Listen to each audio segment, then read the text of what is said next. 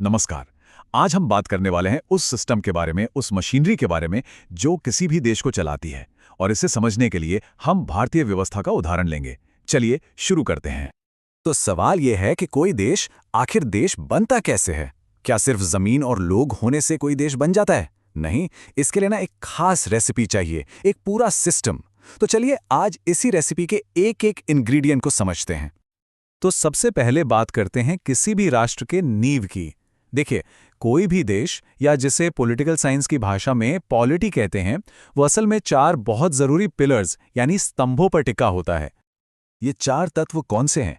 सबसे पहले जनसंख्या यानी लोग, फिर एक तय भूभाग मतलब एक डिफाइंड टेरिटरी, तीसरा उस सिस्टम को चलाने के लिए एक सरकार, और चौथा और शायद सबसे जरूरी संप्रभुता मतलब फैसले लेने की पूरी आजादी।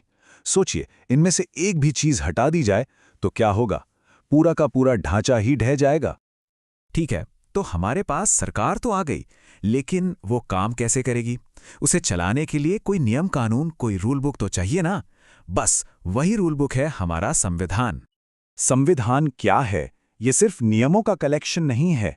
ये वो दस्तावेज है जो सरकार की शक्तियों, उसके कर्तव्यों को तय करता है, और सबसे बड़ी बात, ये उन शक्तियों पर एक लगाम भी लगाता है। मतलब इसका मेन काम ये देखना है कि सरकार का कोई भी हिस्सा इतना ताकतवर न हो जाए कि वो सिस्टम को ही बिगाड़ दे। एक बैलेंस बनाकर रखना इसका काम है। अब संविधान भी देखिए दो तरह के हो सकते हैं। एक होता है लिखित, जैसा कि भारत या अमेरिका में है, मतलब एक ही किताब में सारे कानून, सारे नियम लिख दिए गए। दूसरी तरफ होता है अलिखित संविधान, जैसे यूनाइटेड किंगडम का। वहां कोई एक किताब नहीं है, बल्कि कानून अलग अलग रिवाजों, फैसलों और परंपराओं से मिलकर बने हैं। पर हाँ, रूल बुक दोनों ही जगह है, बस फॉर्मेट अलग है। तो चलिए अब उस रेसिपी के सबसे जरूरी हिस्से यानी सरकार पर वापस आते हैं। इसे एक इंजन की तरह समझना चाहिए, जिसके तीन सबसे जरूरी, सबसे कोर कंपोनेंट्स होते हैं। पहला है विधायिका यानी लेजिस्लेचर। इनका काम सीधा है, देश के लिए कानून बनाना। ये वो लोग हैं जो देश का लीगल ब्लूप्रिंट तैयार करते हैं। इन्हें आप सिस्टम के आर्किटेक्ट्स कह सकते हैं। अब कानून बन तो गया, पर उसे लागू कौन करेगा? यहां आता है दूसरा अंग, कार्यपालिका यानी एग्जीक्यूटिव। इनका काम है विधायिका के बनाए कानूनों को जमीन पर उतारना, उन्हें अमल में लाना। अगर विधायिका आर्किटेक्ट है तो ये बिल्डर हैं।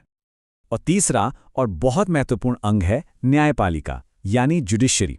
ये हैं सिस्टम के रेफरी। इनका काम है कानूनों की सही व्याख्या करना, ये देखना कि सब कुछ संविधान के दायरे में हो रहा है या नहीं, और न्याय देना। ये फेयर प्ले सुनिश्चित करते हैं। अब भारत के संदर्भ में देखें तो यह संरचना बहुत दिलचस्प तरीके से काम करती है। केंद्र और राज्य दोनों स्तरों पर आपको ये तीनों अंग मिलेंगे। केंद्र में संसद कानून बनाती है तो राज्यों में राज्य विधानमंडल। केंद्र में प्रधानमंत्री और उनकी कैबिनेट कार्यकारिणी है तो राज्यों में मुख्यमंत्री और उनकी कैबिनेट। और न्यायपालिका वो एक इंटीग्रेटेड सिस्टम है, मतलब सुप्रीम कोर्ट सबसे ऊपर, फिर हाई कोर्ट्स और फिर डिस्ट्रिक्ट कोर्ट्स। पूरा का पूरा ढांचा एक दूसरे से जुड़ा हुआ है। तो हमारे पास ये तीन अंग तो हैं, लेकिन असली खेल ये नहीं है कि ये तीन हैं, बल्कि ये है कि ये तीनों आपस में काम कैसे करते हैं।